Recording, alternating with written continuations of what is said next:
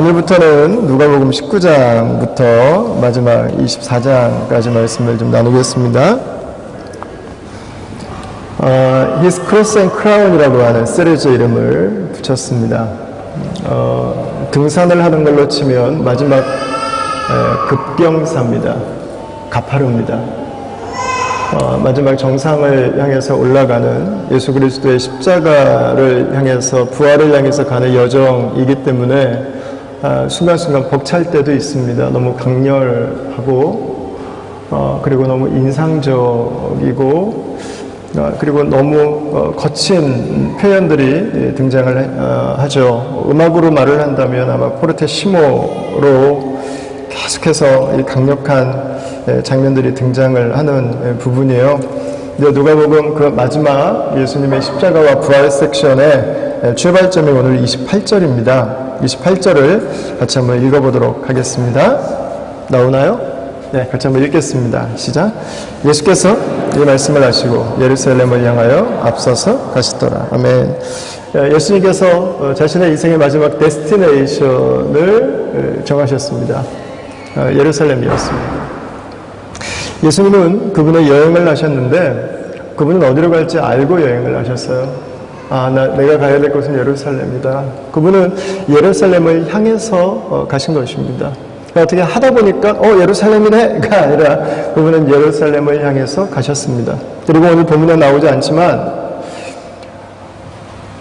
예수님께서 예루살렘을 향해서 가고 있는 이 타이밍은 예수님께서 십자가에 못 박히시기 6일 전입니다. 엿새 전. 이때는 6월절 축제 절기의 초입이었습니다. 여러분, 예수님은 6월절이라고 하는 그 유대인들의 절기에 예루살렘을 향해서 가고 계셨어요. 왜요? 예루살렘에서 죽으시기 위해서. 왜 6월절에 가셨습니까? 6월절은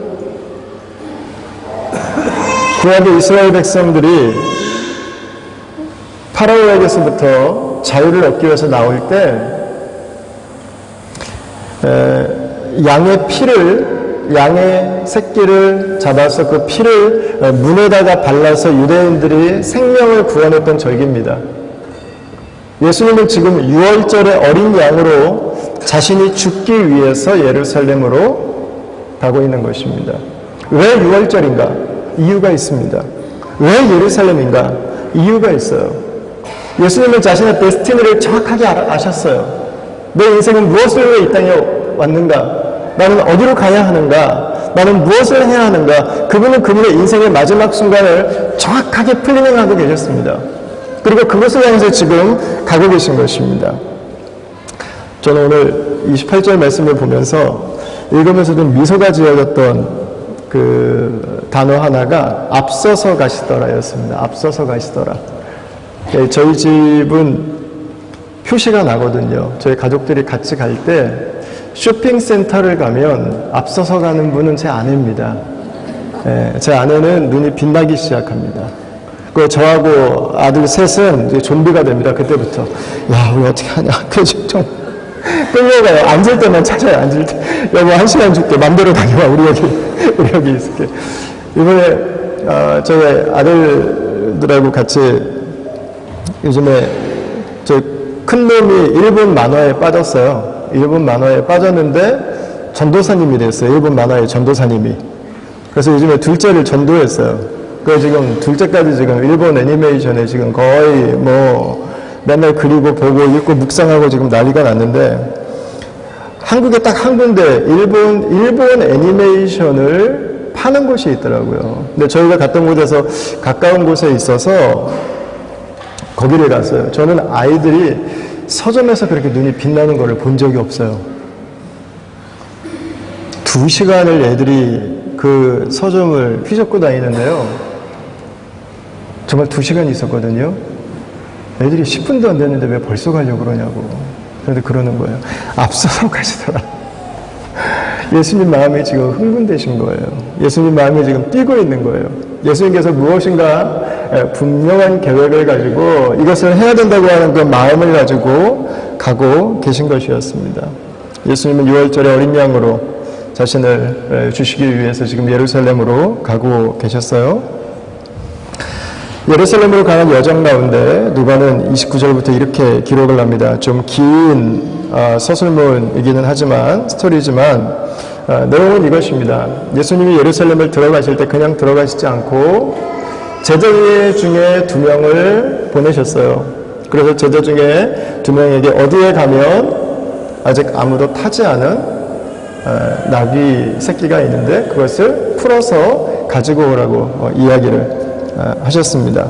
재밌는 게 만약에 누군가가 죄송한데 좀 내려주시겠어요? 제가 좀 계속 울리는데 만약에 누군가가 이걸 왜 가져가냐고 묻는다면 주가 쓰시겠다 이렇게 이야기를 하라고 하고 보내셨습니다.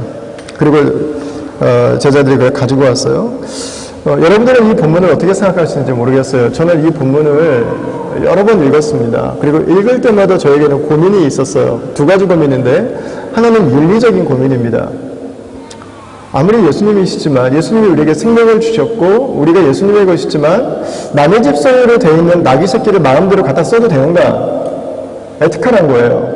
그럼 이거 안 걸리셨어요? 읽으시면서? 그럼 너무 믿음이 좋으셔서 이게 별로 부담이 안 되셨나요? 저는 이게 읽으면서 저는 부담이 됐어요. 그럼 안 되잖아요. 그럼 두 번째는 뭐냐면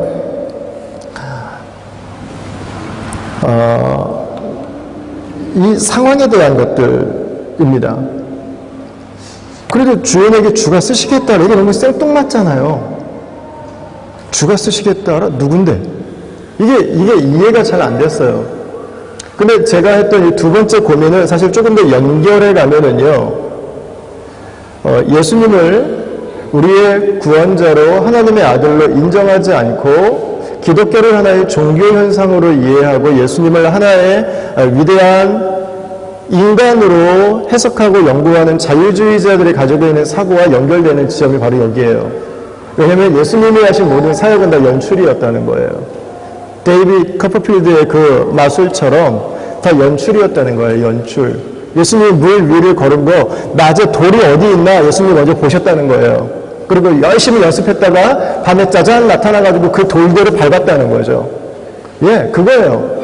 여러분, 이 주인이 갑자기 와가지고 말을 걸고 이게 연출이 될 수 있어요. 그렇게 되면 예수님이 보여주셨던 그 모든 일들은 다 짜고 친 고스톱이 되는 거예요. 여러분, 오늘 본문에서 말하고 싶어 하는 것 중에 하나는 예수님의 능력입니다. 예수님은 나귀가 어디 있는지 아셨고, 우리는 몰라요. 근데 예수님은 아셨어요. 그리고 예수님은 정확하게 제자들을 그 위치에 그 포인트로 보내셨고, 주인이 나타날 것까지 아셨어요. 이거는 예수님의 능력을 보여주고 있는 것입니다. 그럼 어떻게 예수님이 남의 것을 함부로 갖다가 이렇게 쓸 수 있을까? 저는 이 본문을 이해하면서, 여러분 성경에는 예수님께 자신의 삶을 헌신했던 많은 사람들이 나와요. 우리 공동체에도 있잖아요. 여러분 얼마나 많은 분들이 주님께서 기뻐하시는 것들을 위해서 자신들의 것들을 여러분 내어놓습니까? 드립니까? 여러분 그러시잖아요. 목사님, 선교사님들 오시면 꼭 저에게 연락해 주셔야 됩니다. 제가 다른 분들은 못해도 선교사님들은 꼭 식사로 섬기겠습니다. 여러분 그분들은 뭐 어디서 땅 파요? 아니잖아요. 여러분 섬김이잖아요. 섬김. 나에게 있는 것들을 통해서 주님 섬기기를 원하는 분들이 있잖아요. 우리 때로는 가정을 오픈하고 때로는 우리 기프트를 드리고 우리의 것들을 드리기를 원하는 분들이 우리 가운데 있어요. 이때도 마찬가지였어요. 저는 예수님께서 갑자기 생뚱맞게 아무 연관도 없는 사람 집에 보내가지고 나귀 끌어오라고 자신의 능력을 사용했을 거라고 저는 생각하지 않아요. 아마 이 나귀 주인은 예수님에게 어느 순간 찾아와서 이야기했을 거예요. 예수님, 저희 집에 나귀가 몇 마리 있는데 혹시 필요하시면 언제든지 오셔서 쓰셔도 됩니다. 예수님께서 쓰시겠다고 하면 제가 언제든지 기쁨으로 드리겠습니다. 아마 이 이야기를 예수님께 했을 거예요. 그리고 예수님은 그 말을 신뢰하고 또 그분을 믿었기 때문에 아마 이 일들을 할 수 있었을 것입니다. 어쨌든 결론적으로 예수님은 제자들을 보내셨고 그 제자들이 나귀를 끌고 오게 하신 것입니다. 여러분 그러나 정작 오늘 본문에서 이 나귀 이야기를 기록한 정말 이유는 다른 곳에 있습니다. 스가랴서 9장 9절을 한번 보겠습니다. 같이 한번 읽어보겠습니다. 시작. 시온에 따라 크게 기뻐할지어다. 예루살렘에 따라 즐거이 부를지어다. 보라, 내 왕이 내게 임하시나니 그는 공의로우시며 구원을 베푸시며 겸손하여서 나귀를 타시나니 나귀의 작은 것 곧 나귀 새끼니라. 아멘. 예수님의 제자들이 잡아온 아니죠? 끌고 온, 가져온 이 나귀 새끼를 타고 예루살렘에 입성하셨습니다. 여러분, 누가가 말하고 싶어하는 것은 무엇이냐면 예수님께서 나귀를 타고 예루살렘에 입성하신 것은 놀랍게도 예수님께서 태어나시기 512년 전에 존재했던 한 선지자의 예언이 이루어진 사건이라는 거예요. 그걸 말하고 싶은 거예요.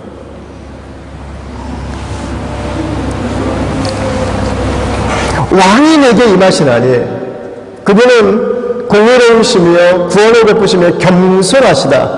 그래서 나귀를 타신다고요. 여러분, 예수님을 스가랴가 예언한 왕으로 누가는 지금 기록하고 있는 것입니다. 나귀를 타고 예루살렘에 들어가시는 바로 그 왕이 512년 전에 스가랴의 예언이 바로 이분을 통해서 이루어지고 있다고 하는 것입니다. 왕이라고 하는 표현은 크게 두 가지로 이해하면 될 것 같습니다. 여기서 말하는 왕은 첫 번째, 구약 성경에서 이스라엘 백성들의 왕으로 자주 이미지화되고 형성화되는 것은 하나님입니다. 하나님. 이스라엘의 왕은 하나님이세요. 여기서 말하는 왕은 하나님을 의미합니다. 동시에 이 왕은 구원자예요. 메시아예요. 여러분, 메시아는 세 가지의 직분을 가지고 있습니다. 선지자의 직분, 제사장의 직분, 왕의 직분을 가지고 있습니다. 여러분, 왕으로서 오시는 메시아에 대한 이야기입니다. 누가는 지금 예수님께서 스가랴가 예언했던 바로 그 왕, 바로 그 메시아, 그분의 모습을 하고 있다고 우리에게 보여주고 있는 것입니다. 여러분, 예수님께서 하신 일은 뭐예요? 구약에 나오는 그 말씀을 이루어 가신 거예요. 현실 속에 성취해서 보여주신 거예요. 여러분, 이 말씀을 보면 말씀 한 줄이 이루어지기 위해서 예수님께서 어떤 계획과 어떤 수고를 하셨는지를 누가는 기록해서 우리에게 알려주고 있는 것입니다. 한편으로는 참 너무 감사해요. 여러분, 이 나귀 새끼 누가 알아요? 거기 매 있는 거. 아무도 모르잖아요. 뭐 존재 가치가 있어요? 뭐 없잖아요. 그냥 나귀 새끼잖아요. 그냥 동네 꼬마들도 타고 다니는 게 나귀예요. 여러분, 그런데 놀랍게도 예수님께서 이 나귀 새끼를 부르시니까 이 나귀 새끼의 인생에 하나님의 말씀이 이루어져요. 이 나귀 새끼가 하나님의 역사에 동참을 해요. 이 나귀 새끼가 하나님의 나라가 이 땅 가운데 이루어지는 것의 일부가 됩니다. 여러분, 우리의 구원이 그렇지 않나요? 우리가 이곳에 나와서 앉아있는 이유가 여러분 그렇지 않나요? 우리가 하나님에게 그렇게 주목받을 만한 사람들인가요? 우리가 뭐 굉장한 걸 해서 세상에서 그렇게 주목을 받는 사람들인가요? 여러분, 그러나 예수님으로 말미암아서 우리가 하나님의 말씀의 일부가 됐습니다. 우리의 삶에 하나님의 나라가 찾아왔습니다. 그리고 저와 여러분들의 삶을 통해서 하나님의 말씀이 이루어져 가고 있습니다. 이 나귀의 모습이 저와 여러분들의 모습 안에 그대로 담겨 있는 것을 보게 되는 것이죠. 자, 나귀를 끌고 왔을 때 사람들이 보인 반응이 35절부터 나오는데요. 그것을 예수께로 끌고 와서 자기들의 겉옷을 나귀 새끼 위에 걸쳐놓습니다. 이걸 뭐라고 하죠? 안장, 맞습니다. 감사합니다. 예. 예. 겉옷을 안장으로 어떤 사람들은 올려드렸습니다. 또 어떤 사람들은 자기의 겉옷을 길에 폈습니다. 이건 뭘까요? 오늘날로 말하면 레드카펫 깔아드린 겁니다. 여러분, 이 장면은 뭘 묘사하는 걸까요? 마가복음과 마태복음의 표현에 보면은 조금 더 구체적으로 나오는데요. 거기에는 사람들이 종려나무 가지에, 대추야자입니다. 종려나무 가지를 꺾어서 바닥에 깔기도 하고 또 흔들기도 했다는 표현이 나오고 있습니다. 여러분, 이 모습은요, 영상으로 우리가 본다면 단 한 가지를 말해줍니다. 이런 대접을 받을 수 있는 사람은 하나예요, 하나. 나를 다스리고 나를 통치하고 나를 적군으로부터 구해주는 나의 왕이 내가 살고 있는 도시에 임할 때, 찾아올 때 그 백성들이 보이는 반응이었습니다. 여러분, 이 모습은 예수님의 왕의 출정식이에요. 왕의 출정식. 왕으로 등극하신 예수님께서 지금 스가랴의 예언을 이루시면서 예루살렘으로 들어가시면서 백성들에게 그분이 왕이심을, 그분이 자신들을 전쟁에서, 자신들을 싸움에서 승리로 이끌어 가시는 영웅이라고 하는 것을 지금 보여주고 있는 것입니다. 38절 말씀에 보니까요, 이런 표현이 있어요. 이르되 찬송하리로다 주의 이름으로 오시는 왕이여, 이런 표현이 있습니다. 제가 이 표현을요, 이 말씀을 읽으면서 뒤를 보니까 각주가 있어요. 각주. 그래서 그 각주가 뭐냐면 시편 118편 26절이라고 써 있어요. 제 성경에만 있는 게 아니라 여러분 성경에도 다 써 있어요. 시편 118편 26절 말씀이 써 있습니다. 이스라엘 백성들이 예수님에게 시편 118편 말씀을 가지고 외치고 찬양하기 시작한 거예요. 그 내용이 이렇게 되어 있습니다.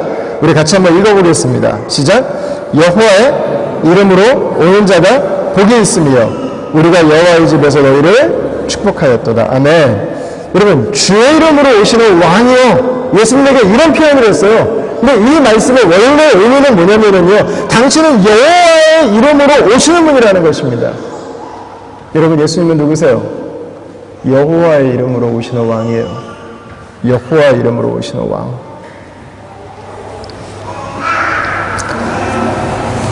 왕이 오신다. 누가 그렇게 기록했습니다. 근데 그 왕의 이름이 여호와입니다. 왜 오시는가? 이사야 35장 말씀을 같이 한번 보겠습니다. 이사야 35장 4절입니다. 같이 한번 읽겠습니다. 겁내는 자들에게 이르기를 굳세어라, 두려워하지 말라. 보라, 너희 하나님이 오사 보복하시며 갚아주실 것이라. 하나님의 오사 너희를 구원하시리라 하라. 아멘. 하나님은 왜 오세요? 왕이 왜 오세요? 구원하시기 위해서, 살려주시기 위해서 오신다는 것입니다. 그래서 예수님의 예루살렘 입성을 바라보고 있던 사람들은 마가복음의 똑같은 본문에 이런 설명을 덧붙이고 있습니다. 11장 9절입니다. 앞에서 가고 뒤에서 따르는 자들이 소리 지르되 호산나 찬송을 이루다 주의 이름으로 오시는 이여, 이렇게 외치고 있습니다. 여러분, 호산나의 고백은 뭔가요? 우리 어릴 때부터 호산나 찬양 많이 했는데, 호산나, 호산나, 기억나시나요? 예. 호산나는 이 율동을 하기 위한 서술어가 아니라 호산나는 나를 구원하여 주시옵소서, 이 고백이죠. 주님, 우리를 구원해 주십시오. 주님, 우리를 좀 살려주세요, 이 얘기입니다. 그것에 대한 아람어 표현이 바로 호산나라고 하는 단어인 것입니다. 예수님은 누구세요? 우리를 구원하시는 분. 예수님은 누구세요? 우리를 구원하기 위해서 여호와의 이름으로 이 땅에 오신 메시아. 예수님은 누구세요? 죄 가운데 무너진 세상을 다스리시고 회복하기 위해서 이 땅에 오신 구원자세요. 누가는 지금 그걸 우리에게 말해주고 싶은 거예요. 여러분, 수백 명의 사람들이 예수님 주변에 모였어요. 그리고 예수님께 나를 구원해달라고 외칩니다. 그들은 예수님이 구원자인 것을 믿고 있습니다. 그들은 예수님이 구원자인 것을 알고 있습니다. 그래야 됩니다. 반드시 그래야 됩니다. 저와 여러분의 구원도 예수 그리스도 그분 안에 있는 것이죠. 우리는 우리의 구원을 예수님에게만 기대할 수 있습니다. 예수님만을 바라보아야 됩니다. 우리의 구원을 위해서. 그런데 한 가지 안타까운 것은 무엇이냐면 이 사람들이 바라고 있던 구원, 우리를 구원하여 주시옵소서, 이들이 말했던 구원은 예수님께서 이들에게 주시기를 원했던 구원과는 다른 것이었다는 것입니다. 이게 한 가지가 안타까워요. 이들이 예수님에게 원했던 구원은 어떤 구원인가요? 정치적인 구원이었습니다. 정권 변화가 아니라 정치 변화가 필요하다. 정치적인 메시아였어요. 지금 로마 황제가 티베리우스임에도 불구하고 이들은 다윗의 시에서 나오는 또 다른 왕을 기다리고 있었습니다.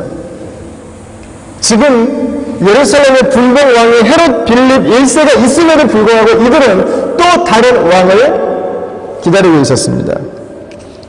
이들은 정치 교체를 원했어요. 이들은 경제 대통령을 원했어요. 이 왕들로부터 우리를 해방시켜줄 참된 정치적인 메시아, 로마로부터 우리를 독립시켜줄 군사적인 메시아, 우리를 좀 먹고 살게 해줄 이 경제 대통령을 이들은 원했던 것이죠. 여러분, 이들이 원했던 구원은 바로 그것에 대한 거였어요. 예수님, 우리에게 정치 교체를 좀 이루어 주십시오. 예수님, 우리에게 경제 대통령이 좀 되어 주십시오. 여러분, 정치가 중요하죠. 경제가 중요하죠. 그리스도인들이 안정되고 편안한 집에서 사는 게 너무 중요하죠. 집이 있어야죠. 그죠? 좋은 학교 다녀야죠. 연봉도 많이 받을 수 있어야죠. 그냥 이게 나쁜 게 아무것도 없어요. 다 우리에게 좋은 거예요. 다 필요한 거예요. 문제는 어디서 발생합니까? 그것이 예수님에게서 우리가 기대할 수 있는 모든 것이라면, 그것은 믿음이 약한 게 아니에요.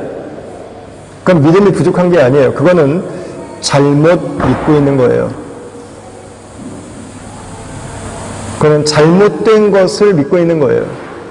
예수 그리스도를 온전히 믿는 것이 아니라, 예수 그리스도를 온전히 신뢰하는 게 아니라 그냥 세상을 믿고 있는 것뿐이에요.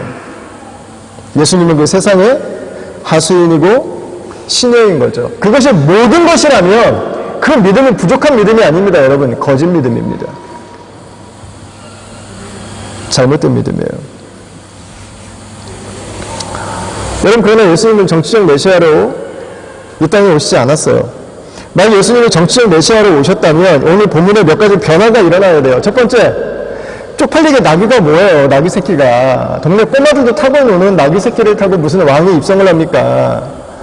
여러분, 예수님이 정치적 메시아로 오셨다면요, 나귀 먼저 말로 바꿔야 돼요.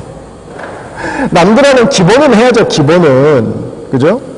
그리고 이 정도 차원에서는요, 이제 거사가 며칠 남지 않았기 때문에 사람들이 모르게 몰래 산속 깊은 곳에 군수공장에서 만들어놨던 칼과 창들을 이제는 자신에게 모여있는 사람들에게 이제는 나눠줘야 됩니다.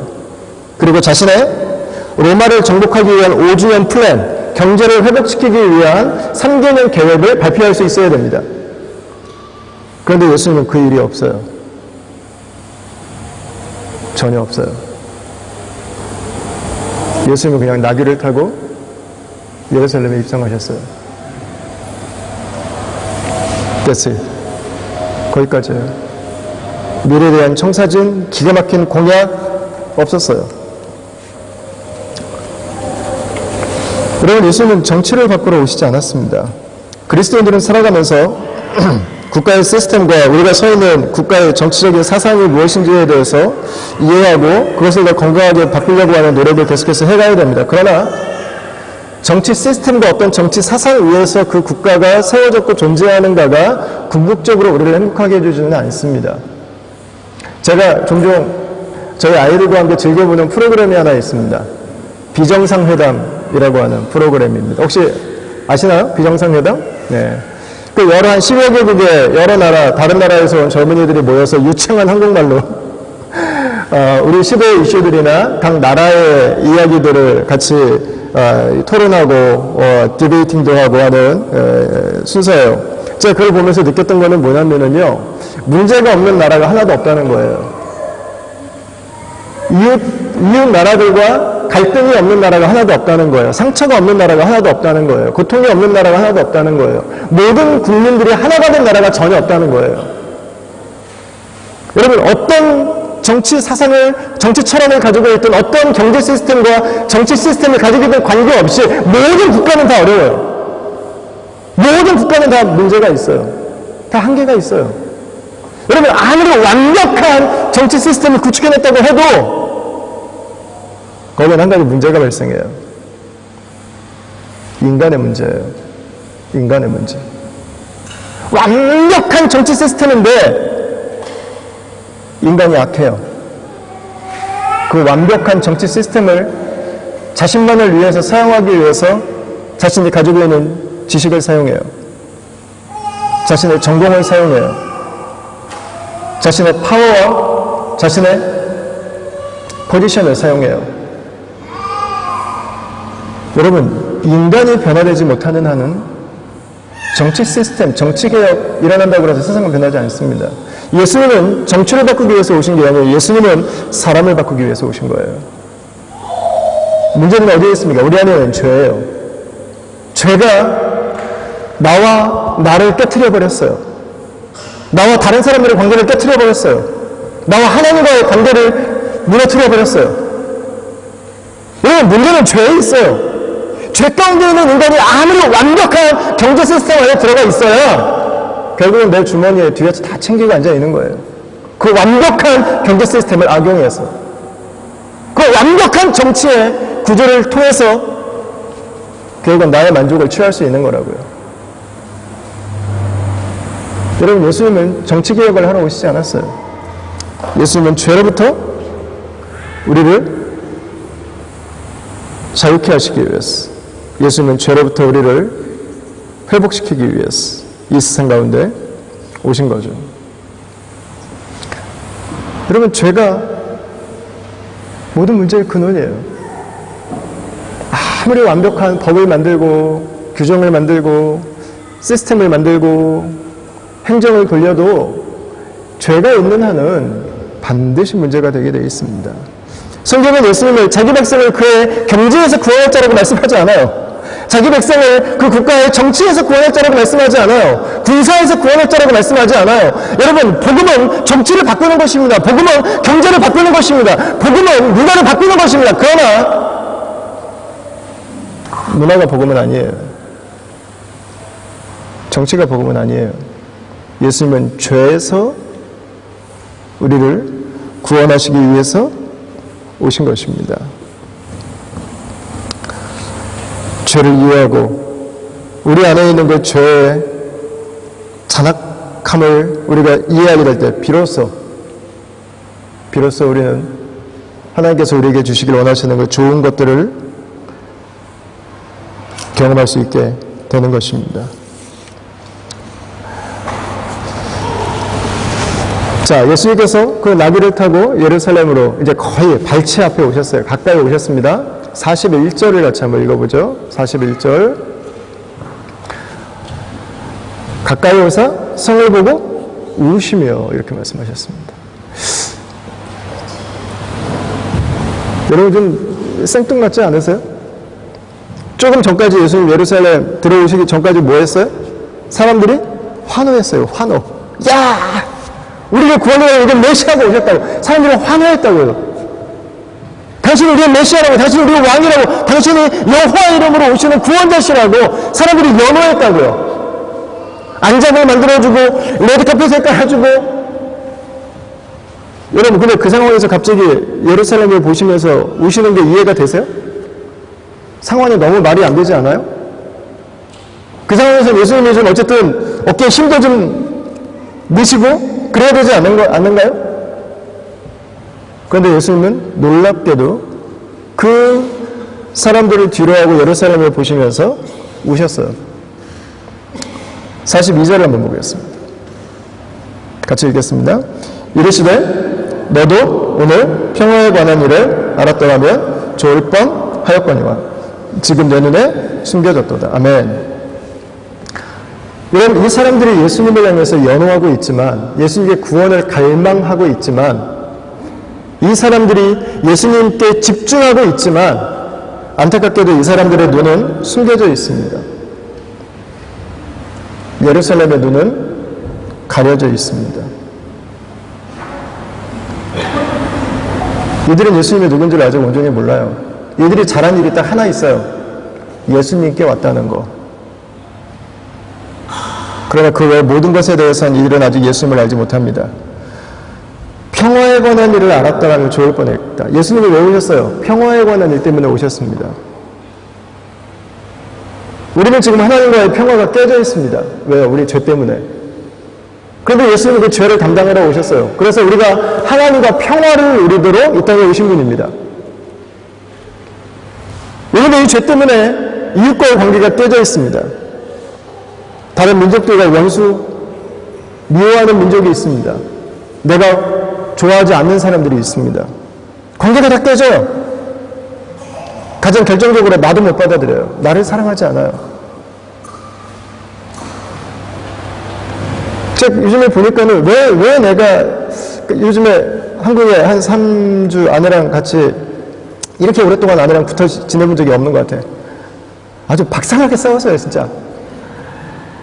와, 신혼 때 다시 간 것 같더라고요. 다시 이렇게 알았어. 우리가 이렇게 안 맞았구나. 여러분, 우리가 이렇게 안 맞았어, 우리가. 17년 반을 사는데 아직도 이렇게 안 맞았어요. 그래서 제가 이번에 아내랑 같이 살면서 한 가지 생각한 게 뭐냐면, 왜 이렇게 아내가 마음에 안 들지? 아내한테서 제 모습을 보면 마음에 안 들더라고요. 제가 사랑하지 못하는 저의 모습이 아내에게서 나면 그 아내를 사랑하지 못하더라고요. 여러분, 이웃과의 관계가 왜 이렇게 약해요? 근원은 나에게 있어요. 내가 나를 사랑하지 않아요. 내가 나를 존중하지 않아요. 내가 나를 받아들이지 못해요. 내가 나와의 관계가 깨졌어요. 내 내면이 깨져버렸다고요. 여러분, 그 사람 문제가 아니에요.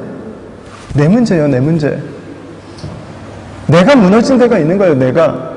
죄는 나와의 관계도 깨트려버렸어요. 당연히 이웃과의 관계가 깨지죠. 출발은 어디서부터예요? 하나님과의 관계가 깨진 거예요. 예수님이 오신 이유는 여러분 뭐예요? 평화이래요. peace, shalom, 화목해 하는 일을 위해서. 근데 이들은 예수님께서 오신 이유를 몰라요. 자신의 일에만 관심이 있어요.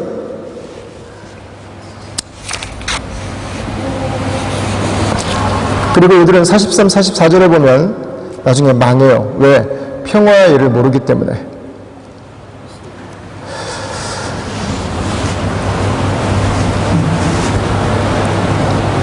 여러분, 저는 예수님께서 이 성을 보고 오셨다. 그 시티죠, 시티? 도시를 보고 오셨어요. 저는 이게 도시가 아닌가 싶어요. 엄청나게 많은 사람들이 모여 삽니다.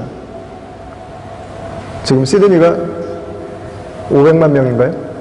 몇 명이죠? 500만이 넘었나요? 시드니가? 예. 여러분, 엄청난 사람들이 모여 삽니다. 여러분, 편안합니다. 때로는 화려합니다. 이 안에서, 이 문명 안에서 더 높은 곳에 더 괜찮은 것들을 남보다 조금 더 갖기 위해서 피나는 노력을 합니다. 피나는 경쟁을 해요. 어마어마한 스트레스를 견뎌가면서, 때로는 가족을 뒤로 해가면서, 때로는 내 삶을 돌아보지 못하면서까지도 우리는 하루하루를 살아갑니다. 여러분, 그러면서 우리 안에 다가오는 그 내면적인 고통이 있습니다.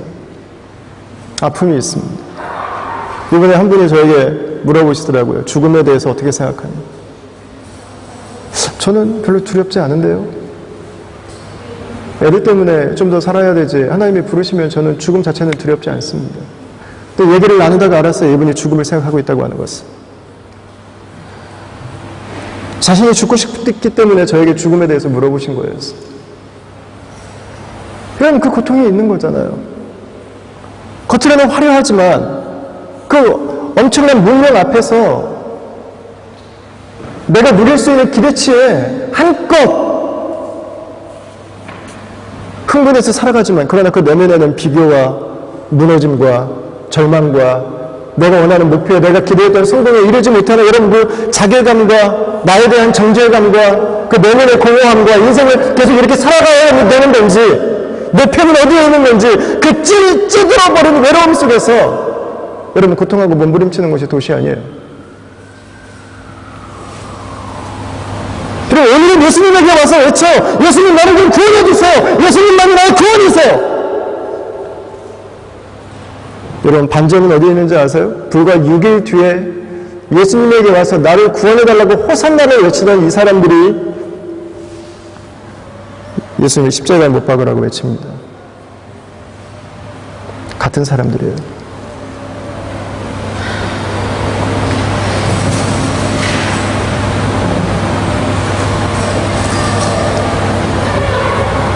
내 마음이 너무 많은 게 있어요. 지금은 예수님이 커 보이는데 다른 것들이 그 도시의 대세를 휩쓸고 가버리면 어느 순간 거기에 묻어서 같이 가버리는 거죠.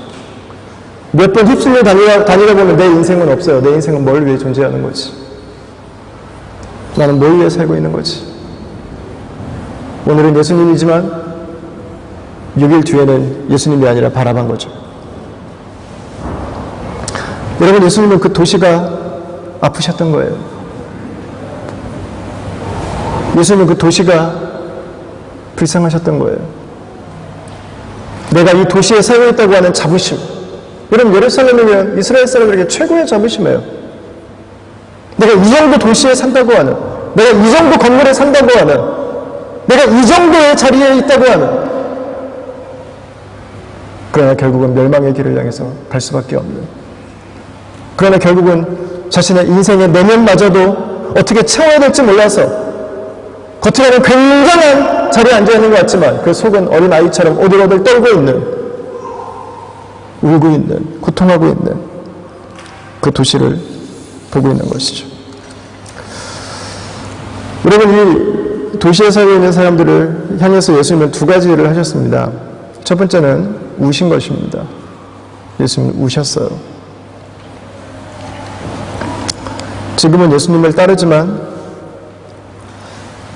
예수님이 자신들이 원하는 것을 주기 위해서 이 땅에 오시지 않았다고 하는 것을 알고 그들이 등 돌리고 결국에는 또 다른 세상의 것들을 향해서 나아가는 그들을 보면서 예수님은 우셨습니다. 가족의 위기 안에 있는 수많은 가정들이 예수님은 보이셨을 것입니다.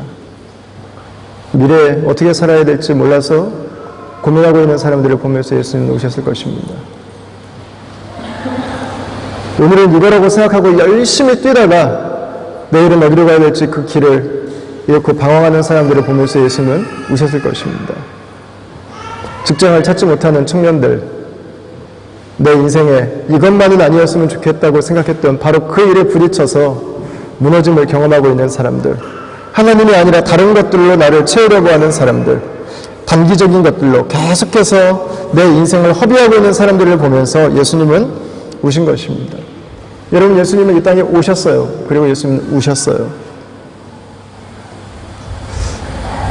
여러분 저는 시드니를 보면서 예수님께서 가지고 계신 마음도 저는 같은 것이 아닐까 싶어요.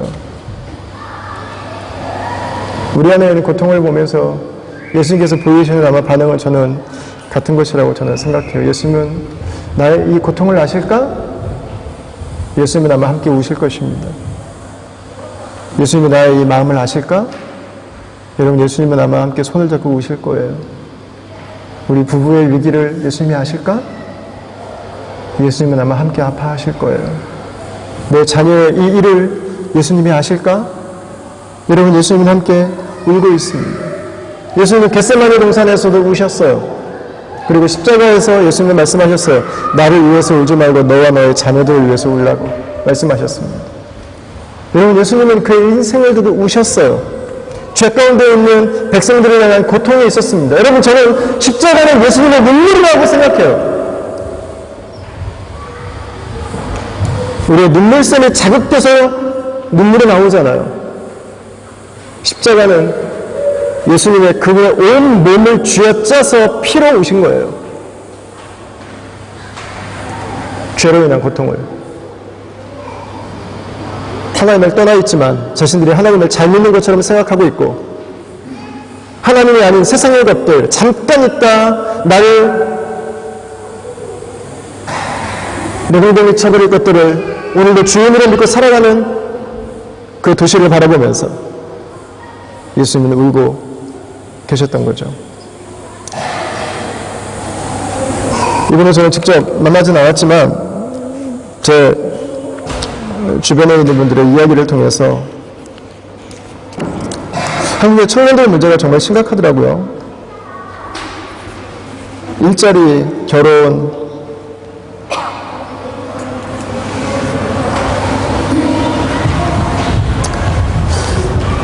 또 몇 명의 청년들에게 들은 이야기는 교회에 대한 거였어요. 교회에 대한 절망이 너무 커요. 불과 10년 전에 15년 전에 그렇게 신실하게 주님을 섬겼던 청년들이 교회를 다 떠나더라고요. 믿음 자체를 부인해요.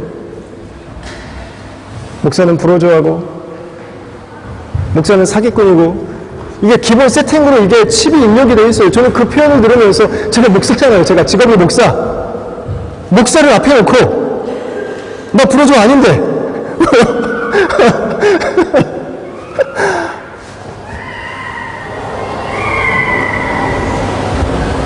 여러분, 어디에 가서 그 절박한 세상을 이겨낼 힘을 얻겠어요? 그런데 교회가 절망이 돼버린 그 표현들을 들으면서 너무 아팠어요. 예수님께서 그들의 마음을, 그들을 보시면서 가지고 있는 모습이 무엇일까? 저는 눈물이라고 생각합니다. 또 하나 예수님이 마지막으로 하신 게 있습니다. 47절이죠. 같이 한번 읽겠습니다. 47절 시작. 예수께서 날마다 성전에서 가르치심이 대제사장들과 서기관들과 백성의 지도자들이 그를 죽이려고 꾀하되 백성이라 그에게 귀를 기울여 들으므로 어찌하여 방도를 찾지 못하였더라. 아멘. 예수님은 성전에서 무엇에 대해서 가르치셨나요? 뭘 가르치셨을까요? 모르시는 거 아니시죠? 뭐 가르치셨을까요? 성전에서? 말씀 가르치셨겠죠. 여러분, 어떤 말씀인가요? 성경으로 말하면 구약일까요? 신약일까요? 당연히 구약입니다. 여러분, 구약 성경은 누구에 대해서 기록하고 있는 성경이죠? 예수님입니다. 예수님은 성경에서 구약에 대해서 가르치셨습니다. 그 예수님은 지금 뭐에 대해서 가르치고 계셨을까요? 예수님은 자신에 대해서 가르치셨습니다.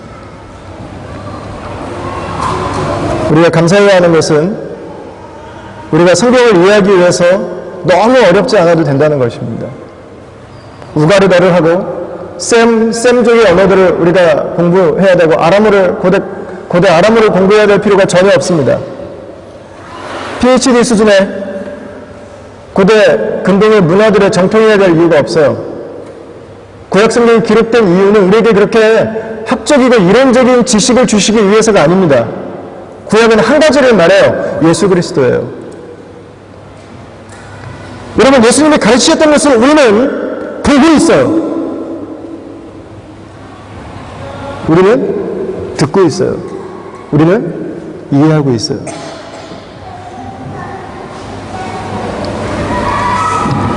그런데 오늘 말씀을 가르치시는데 같은 절에 백성의 지도자들이 그를 죽이려고 꾀하고 있는 모습을 우리는 보게 됩니다. 예수님은 말씀이십니다. 말씀이 이 세상 가운데 육신이 되신 분입니다. 그런데 육신이 되신 그 예수님이 죽음의 그림자 가운데 드리워져 있습니다. 말씀이 육신이 돼서 이 땅에 오신 예수님은 왜 죽으셨을까요? 저 여러분들에게 생명을 주시기 위해서입니다. 예수님은 지금 그 말씀을 성전에서 가르치고 계십니다. 예수님의 말씀을 가르치셨던 이 성전은 AD 70년에 무너졌습니다. 돌 위에 돌 하나도 남지 않고 로마의 타이터스 장군에 의해서 무너졌습니다. 여러분, 그런데 예수님은 말씀을 가르치시면서 새로운 성전을 건축하셨습니다. 고린도전서 3장 16절을 다 같이 읽겠습니다. 시작. 너희가 하나님의 성전인 것과 하나님의 성령이 너희 안에 계시는 것을 알지 못하느냐. 예수님의 말씀을 들은 사람은 말씀이신 예수님을 영접한 사람은, 말씀이신 예수님의 그 은혜 가운데 들어가 있는 사람은 하나님의 성전이 된 것입니다. 여러분, 저와 여러분들이 오늘 예배하고 있는 이유는 바로 이것입니다. 예수님 그분께서 저와 여러분들을 위해서 이 땅에 오셨다는 것입니다. 구약의 말씀을 성취하셨다고 하는 것입니다. 저와 여러분을 위해서 죽으셨다고 하는 것입니다. 저와 여러분들에게 그분의 생명을 주셨다고 하는 것입니다. 사랑하는 다음 가족 여러분, 올 한 해 저와 여러분이 살아가면서 이 스웨덴이라는 도시에서 또 한 해를 우리가 살아가면서 여러분들이 도시 안에서 예수님께서 우리에게 주신 그 생명으로 살아갈 수 있게 되길 바랍니다. 예수님으로 살아가길 바라요. 이 세상이 우리에게 원하는 것이 아니라, 이 세상이 우리에게 주는 길이 아니라, 이 세상이 우리에게 붙들려고 말하는 것들이 아니라, 여러분 예수 그리스도 그분으로 살아갈 수 있게 되길 축원합니다. 그분으로 만족하는 한 해가 되길 바라요. 그분을 올해 더 알아갈 수 있기를 바랍니다. 올해 그분의 눈물이, 올해 그분의 생명이 저 여러분들에게도 깊이 경험되는 한 해가 될 수 있기를 바랍니다. 예수 그리스도의 새로운 성전으로 지어져가는 다음 공동체의 축복이 이 예수님의 은혜 가운데서 올 한 해도 견고하게 저 여러분들의 삶을 채우기를 주님의 이름으로 축원합니다.